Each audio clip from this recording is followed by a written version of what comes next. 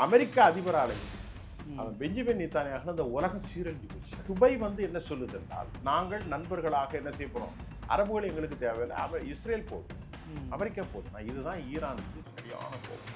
கொடூரமான தாக்குதலை புஜைரா தளத்தில் அவர்கள், அமெரிக்காவுடைய பார்ட்னர்களாக இருந்த சவுதி அரேபியா என்ன சொல்லிட்டான், கத்தர் என்ன சொல்லிட்டான், போயிட்டு இந்த 3 நாடுகளும் சொல்லிட்டு இங்கவா, தளங்கள் எங்கள் நாட்டில் இருக்கு, நீ வந்து வேணா பயன்படுத்திக்கோ, ட்ரைனிங் பண்ணிக்கோ, கூட்டுப்படை இதெல்லாம் கடல்ல. ஆனா இங்கிருந்து போர் செய்ய நாங்கள் அனுமதிக்கிறோம். யுஏஇ மட்டும்தான் ரொம்ப துள்ளி. மெரிபா பன்னீர் சோடா, ஐ ட்ரஸ்ட் மெரிபா. அமெரிக்கா ஈரானை மொத்தமாக முடிச்சிடணுங்கிற இடத்த நோக்கி நகர்றாங்களா? அமெரிக்கா முடிக்க முடியாது சார். அமெரிக்கா முடிக்கும், அது எப்படி முடிக்க முடியும்? அமெரிக்கா முடிச்சிடணும்னு நினைக்குது. கொஞ்சம் கொஞ்சமாக அமெரிக்காவுடைய பிடி தளர்கிறது மத்திய கிழக்குல.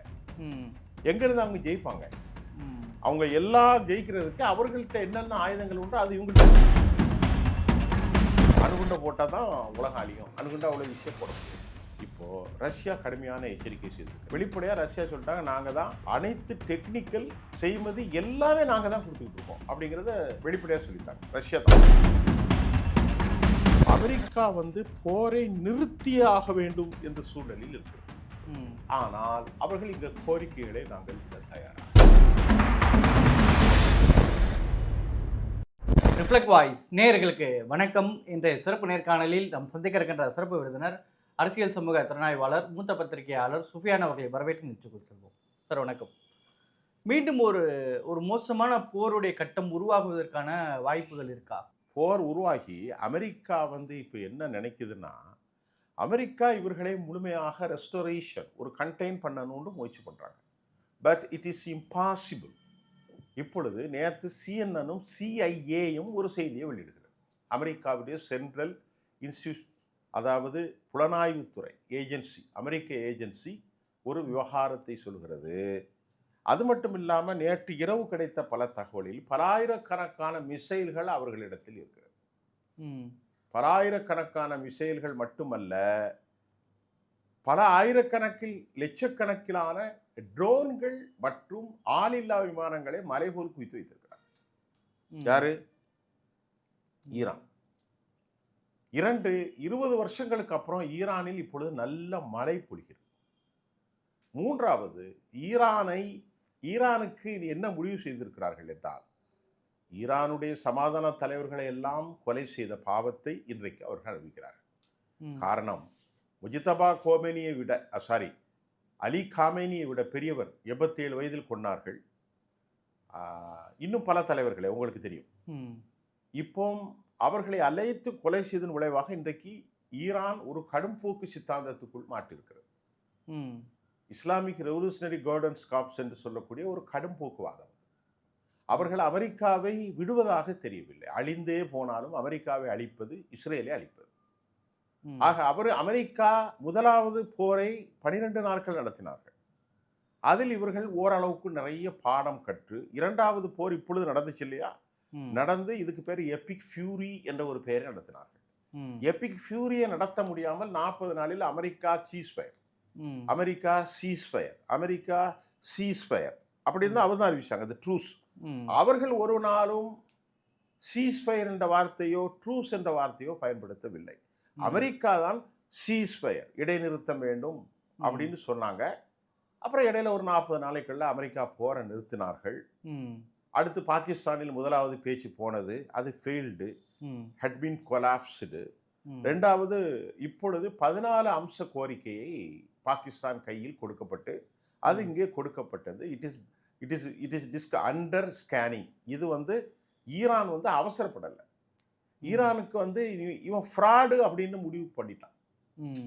ஈரான் என்ன நினைக்கிறான்னா, அமெரிக்கா ஃப்ராடு, சொன்னால் பொய் சொல்லுவான், நம்மள்கிட்ட லீவ் போட்டு போரே கிடையாதுன்னு சொல்லிட்டு நம்ம தலைவர்லாம் கொண்டான். இவனும் ஃப்ராடு, யூதனும் ஃப்ராடு. இனி இவனுல நம்ம நம்பி வேலை கிடையாது. நாம அவனை போடா 14 கூட நான் அடிச்சு பார்க்குறேன். இப்போ நேற்று சிஐஏ சொல்லுது, அந்த நியூஸை சிஎன்என், அமெரிக்காவினுடைய சிஎன்என் ஒளிபரப்பாகிறது. அதில் என்ன சொல்லியிருக்காங்கன்னா, இன்னும் அவர்களுக்கு 6 மாதம் 7 மாதம்னா போர் செய்வார்கள். அவர்கள் எதை பற்றியும் கவலை இல்லை. மக்கள் அங்கே கிடைக்கக்கூடிய காய்கள் அதை சாப்பிட்டுட்டு இருப்போம். நம்ம அமெரிக்காவை காலி செய்யணும் அப்படிங்கிறதான் இப்போ முக்கியம். இந்த 14 அம்ச கோரிக்கைகள் என்ன அப்படின்னா, இப்போ அவங்க வைக்கக்கூடிய முக்கியமான கோரிக்கை அணு ஆயுத பிரச்சனைகளை பற்றி நாம் அப்புறம் பேசலாம். யார் சொல்றா? ஈரான். இந்த என்ட்ரி செய்யப்பட்ட 453 கிலோ இருக்கு சரக்கு, சென்ட்ரிபியூட் செய்யப்பட்ட எக்ஸிஸ்டிங் அந்த பார்ட்ஸ், பானைக்குள்ள இருக்கக்கூடிய அணு துகள்களை இதை அப்புறம் பேசுவோம். நீ முதல்ல ஹெர்மூஸில் இருக்கக்கூடிய பிளாக் ஹெட் தடை பண்ணி வச்சிருக்கல. இப்போ இவ்வளோ பிரச்சனைக்கு மோடி சொல்றாருன்னா அதுக்கு காரணம் என்ன? ஹெர்மூஸ் தானே காரணம். ஹெர்மூஸுக்கு இருக்கக்கூடிய பிளாக் ஹெடை ரிமூவ் பண்ணு, please remove it every things. இதை ரிமூவ் பண்ணால் உலகத்தினுடைய கப்பல்கள் போகும். அப்போ அமெரிக்கா என்ன சொல்லுது?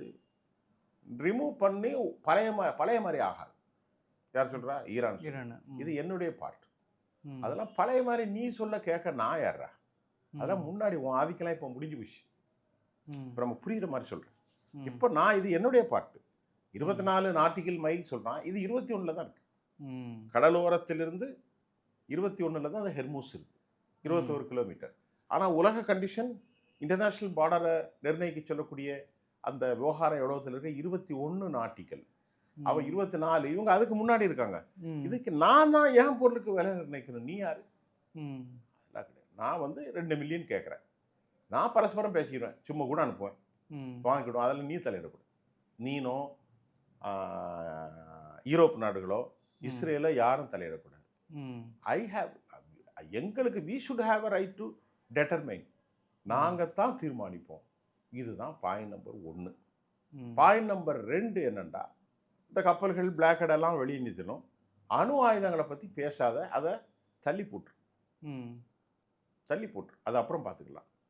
அப்புறம் எங்கள் மேலே இருக்கக்கூடிய பெர்மனன்ஸ் பேரியர், அப்டக்கிள், எங்களை பாதிக்கக்கூடிய பெரிய பேரிகார்டு போட்டு வச்சிருந்தா இல்லையா, அது எல்லாத்தையும் அருவி உலக அளவில் இன்னைக்கு ஈரானும் ஒரு பார்ட்டு. ஈரான் ஆனால் அப்போ அவசரம் நான் உங்களோடையும் பிஸ்னஸ் பண்ணுறேன், அமெரிக்காவோட இம்போர்ட் பண்ணுறேன், நீங்கள் எங்கள் நாட்டுக்கு வந்து ஆயில் வாங்க நான் தரேன், சரிதானே? அது அடுத்து எங்கள் பணத்தை முடக்கி வச்சுருக்கான். கிட்டத்தட்ட $100 பில்லியன், இந்திய மதிப்புக்கு ஒரு 10 லட்சம் கோடி.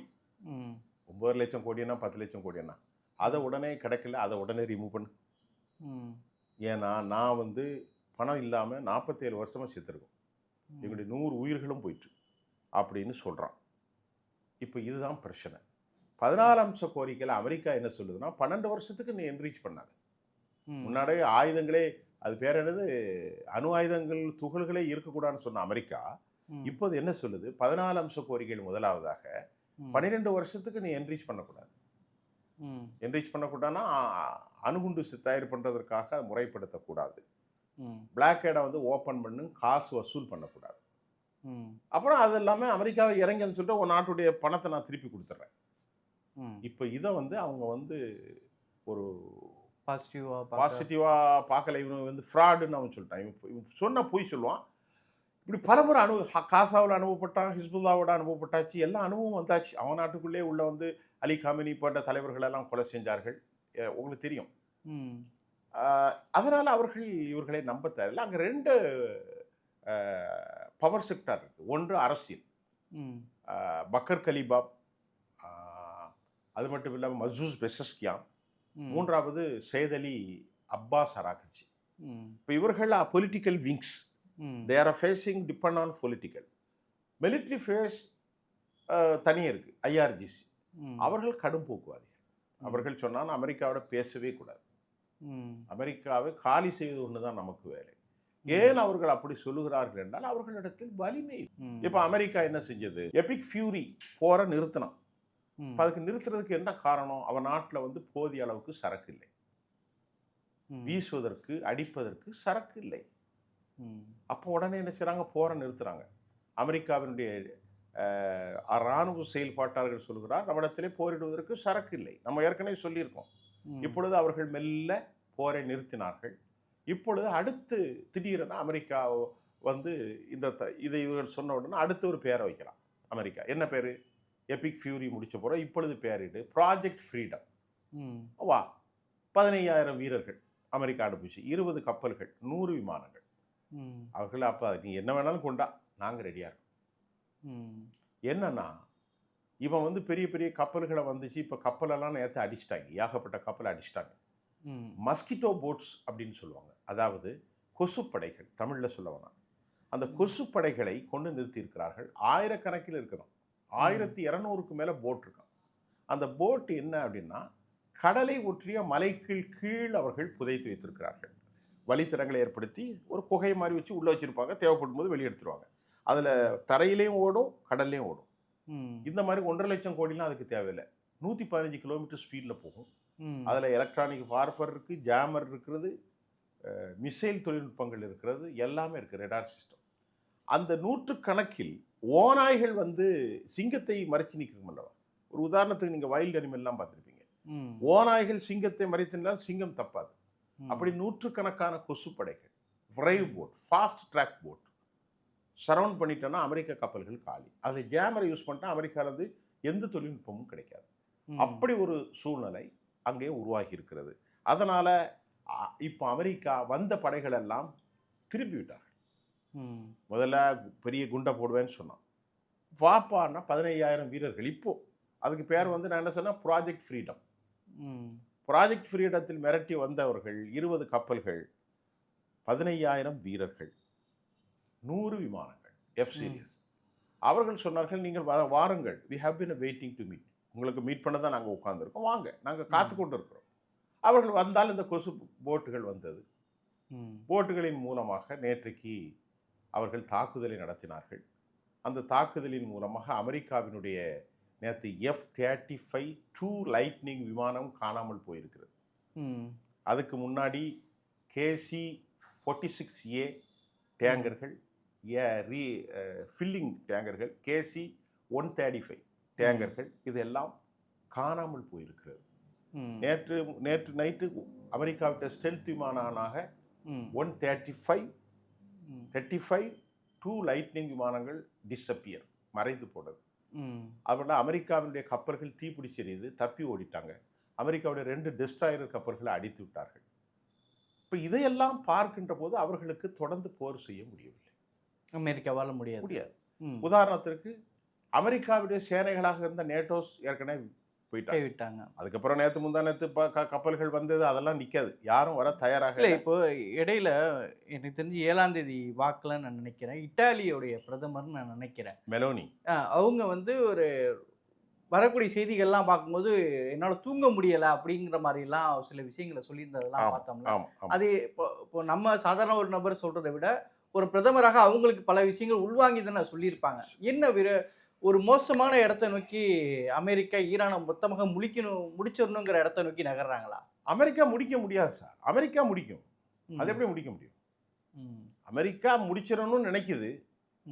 அதுக்கு மூல காரணம் பெஞ்சமின் நெதன்யாகு. இப்போ அமெரிக்காவுடைய பார்ட்னர்களாக இருந்த சவுதி அரேபியா என்ன சொல்லிட்டான், கத்தர் என்ன சொல்லிட்டான், குவைத், இந்த 3 நாடுகளும் சொல்லிட்டு, இங்கே வா, தளங்கள் எங்கள் நாட்டில் இருக்கு, நீ வந்து வேணா பயன்படுத்திக்கோ, ட்ரைனிங் பண்ணிக்கோ, கூட்டுப்படை இதெல்லாம் கடலில். ஆனால் இங்கிருந்து போர் செய்ய நாங்கள் அனுமதிக்க. இவங்க 3 பேரும் சவுதி சொல்லிட்டான். அதுவும் குறிப்பாக ஈரானுக்கு போர் செய்வது எங்கள் நாட்டுக்குள்ளேருந்து நீ போகக்கூடாது. எங்கள் நாட்டு தளத்தை நீ பயன்படுத்தி போர் செய்யக்கூடாது.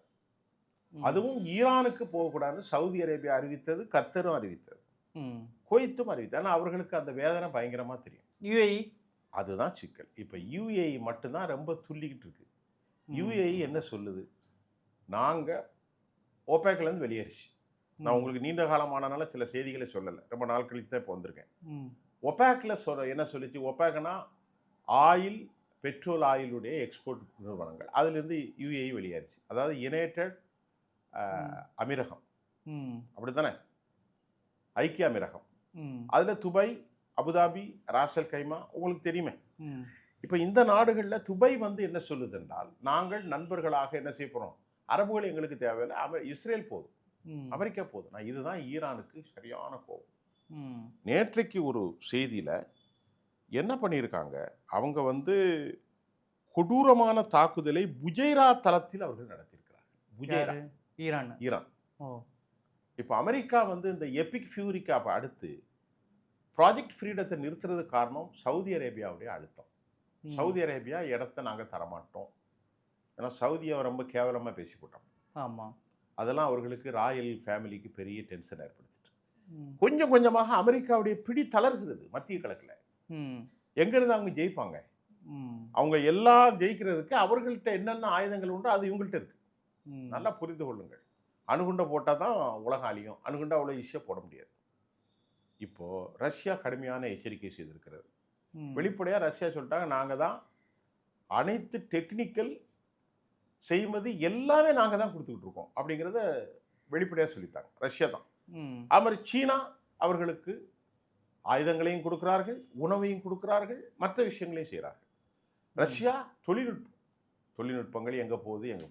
இப்போ அவர்களுக்குள்ள கஷ்மீர் வளைகுடா ஒன்று இருக்கிறது. அதில் 7 நாடு தான் இருக்குது. Russia, Iran, Kazakhstan, Azerbaijan, Turkmenistan, இந்த மாதிரி ஒரு 5 நாடு. 7 நாடு இல்லை, 5 நாடு. இந்த 5 நாட்டுக்குள்ளே அமெரிக்க படைகள் வராது. ஆயுதங்கள் முழுவதும் அப்படி தான் வருகிறது. ஈரானிலிருந்து துர்க்மெனிஸ்தான் போகிறது, ஈரானிலிருந்து இல்லை, சீனாவிலிருந்து துர்க்மெனிஸ்தான் போய் துர்க்மெனிஸ்தான்லேருந்து ரஷ்யா ஈரானுக்குள்ளே வந்துடுது. அப்போ அவர்கள் வலுவாக இருக்கிறார்கள். அமெரிக்காவினுடைய எந்த விஷயத்தை போட்டாலும் போரை நிறுத்துவதற்கு தயாராக இல்லை, அவர்களுக்கு தேவையும் இல்லை. ஆனால் அமெரிக்கா போரை நிறுத்தியே ஆக வேண்டும் என்ற சூழலில் இருக்கிறது. ஆனால் அவர்கள் இங்க கோரிக்கைகளை நாங்கள் விட தயாராக இல்லை. கோரிக்கையில் முதலாவது கொடுக்க அணு ஆயுதங்களை தரப்போறதில்லை. நாங்கள் என்ரீச் பண்ணத்தான் போகிறோம், நல்ல விஷயத்துக்கு பயன்படுத்த போகிறோம். இன்டர்நேஷ்னல் அட்டாமிக் எனர்ஜி கன்டினியூஸாக மானிட்டர் பண்ணலாம், இட்ஸ் ஓகே. படத்தை உடனே ரிலீஸ் பண்ணு, இட்ஸ் ஓகே. ஹெர்மூஸ்லேருந்து பிளாக் ஹெட் எடுத்துரு. இப்போ ஹெர்மூஸ்லாம் முதல்ல ஒரு பிரச்சனையாகவே இல்லை. இப்போ அந்த ஹெர்மூஸுங்கிற பிரச்சனை தான் பெரிய பிரச்சனையாக போச்சு. ஏன்னா ஹெர்மூஸ் அது ஒரு பெரிய கடலாதிக்கம், அது எங்களுக்குள்ள தான். அதுக்கு நீங்கள் காசு பணம்லாம் நாங்கள் தர முடியாது. அதுக்கு அது நீ டெட்டர்மைன் பண்ண தீர்மானிக்க முடியாது, நாங்கள் தான் தீர்மானிப்போம். அது சர்வதேச அளவில் எங்கள் நாட்டு பார்க்கும். இப்போ இவங்க ஐக்கிய நாட்டு அமைப்புலாம் போய் போட்டாங்க. சீனாவுடைய ஒரு 5-6 கம்பெனிகளுக்கு பொருளாதார தடை. சீனா கடுமையாக ரைஸ் ஆகிட்டான். ஐக்கிய யூஎன் செக்யூரிட்டி கவுன்சிலில் போட்டு உங்களுக்கு தீர்மானம் போடுறதுன்னு சொல்லி வீட்டோ வச்சு இவங்க 2 பேரும் அதை கேன்சல் பண்ணுற முயற்சி பண்ணுறாங்க. அமெரிக்க அதிபராலையும் அவன் பெஞ்சமின் நேதன்யாகு அந்த உலகம் சீரழிஞ்சு போச்சு. வேற எதுவுமே இல்லை. அமெரிக்காவில் மக்கள் எதிர்ப்பு 70% எதிர்ப்பு. நவம்பரில் எலெக்ஷன் வரப்போகுது. அமெரிக்கா விலைவாசிலாம் உயர்ந்துட்டு இப்போ இந்த பிளாக் ஹெட் ஆனால அமெரிக்கா நிறுத்தி வைத்தனால அமெரிக்கா கப்பல்களை அறித்து இப்போ நேற்று முந்தானத்தெல்லாம் ஓமன் வளைகுடாவில் ஒரு கப்பல் பட்டி எறிந்து கொண்டிருக்கிறது.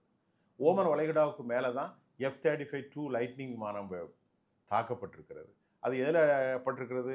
கத்தருக்கும் அதாவது தோஹா அந்த பகுதியில் தான் அந்த சம்பவம் நடக்கிறது. அவர்கள் எல்லா விதமான விஷயத்தையும் கையாளுகிறார்கள். அது அமெரிக்க அதிபர் நேரத்தை சொல்லியிருந்தார். அவங்க ரொம்ப இராணுவத்தில் ரொம்ப எக்ஸ்பர்ட் ஆகிட்டாங்கன்னு அவர் ஓப்பன் ஸ்டேட்மெண்ட் அவர் சொல்லிட்டார். ஓகே, அக்செப்ட் பண்ணிட்டார். ரைட்டு தான், உண்மைதான், அதை பண்ணி தானே ஆகணும். நீ என்ன பண்ணாலும் அவன் பண்ணுறான். அந்த அளவுக்கு அவர் தொழில்நுட்பத்தில் வளர்ந்துருக்காங்க. ஆனால் அமெரிக்கா 100 பில்லியன் செலவு பண்ணால் இவங்க ஒரு பில்லியன்லேயே முடிச்சிடுறாங்க. அமெரிக்கா 30 கோடி செலவு பண்ணிருக்கிறது டொமஹாக்கு. ஆனால் இவர்கள் அதை தடுக்கிறதுக்கு எவ்வளோ போடுறாங்க? வெறும் 35 லட்சம் தான். அது உங்களுக்கு ஏற்கனவே சொல்லிட்டோம். ஆக இப்படிப்பட்ட சூழ்நிலைகளில் இன்றைக்கு பொருளாதாரம் பெரும் சீரழிவாயிருக்கிறது. இன்னொரு விஷயம் இருக்கிறது, அண்டர் கேபிள் போது பாருங்க, 7 கேபிள் நெட்வொர்க் போகுது ஹெர்மூஸ்லயே. அது எங்கெல்லாம் போகுது? குவைத்து, துபாய், அபுதாபி எல்லா நாடுகளுக்குமே போகுது, சவுதி அரேபியாவுக்குலாம். அதுக்கு இப்போ அவங்க என்ன சொல்கிறாங்க? தங்களுடைய கண்ட்ரோலில் கொண்டு வர முயற்சி பண்ணுறாங்க. ஈரான் தங்கள் கண்ட்ரோலில் கொண்டு வரணும், இல்லைன்னா அதை நான் அடிச்சிடுவோம். அதை அடிச்சாச்சுன்னா என்ன ஆகும்? இந்த நாடெல்லாம் பிச்சை எடுக்கிற நிலைக்கு போயிடும். சவுதி போயிடும், கத்தர் போயிடும். அப்போ அமெரிக்காவுக்கு இருக்கக்கூடிய அமெரிக்காவுடைய கம்பெனி, அமேசான் கம்பெனி, அமெரிக்காவுடைய மைக்ரோசாஃப்ட், ஐபிஎம், ஆரக்கிள் எல்லாமே காலியாகும். ஏன்னா அந்த நெட்வொர்க் ஃபுல்லாகவே அதுலேயே தான் போகுது. அது ஹெர்மூஸ்லேயே தான் போகுது. அதை அவங்களுடைய ஓன் கண்ட்ரோல் எடுக்க போகிறாங்க. இப்போ எப்படி ஹெர்மூஸில் கப்பல் போகிறது ஓன் கண்ட்ரோல், அந்த பிளாக் ஹெட் போட்டுறதுனால அதை எங்கள் கண்ட்ரோல். அது மாதிரி எங்கள் நாட்டுக்குள்ளே எங்கள் எல்லைக்குள்ளே போகிற கப்பல் எங்களுக்கு காசு கொடு. இப்படி திருப்பி பண்ணுறாங்கன்னா அப்போ அவங்கள்ட்ட பலம் இருக்கிறது அல்லவா? பலம் இல்லாத ஒருவன் கண்டிஷனை போட மாட்டாங்க. இப்போ அமெரிக்கா எதுவுமே செய்ய முடியாமல் நிற்குது, ஆனால் விடவும் முடியாது. இதுதான் இப்போ இன்னைக்கு இந்தியாவில் உள்ள பிரச்சனைகளுக்கு மூல காரணம், உலகினுடைய பொருளாதார மந்தத்துக்கு மூல காரணம். இன்னைக்கு $120 ஆகிப்போச்சு. ரொம்ப சிக்கலில் போயிட்டுருக்கு, கடுமையான சிக்கலில் போயிட்டுருக்கு. சரிங்க சார், என்ன நடக்க போகுதுங்கிறத பார்ப்போம். கருத்துக்கு நடத்தி மிக்க நன்றி. மெரிபா பன்னீர் சோடா, ஐ ட்ரஸ்ட் மெரிபா.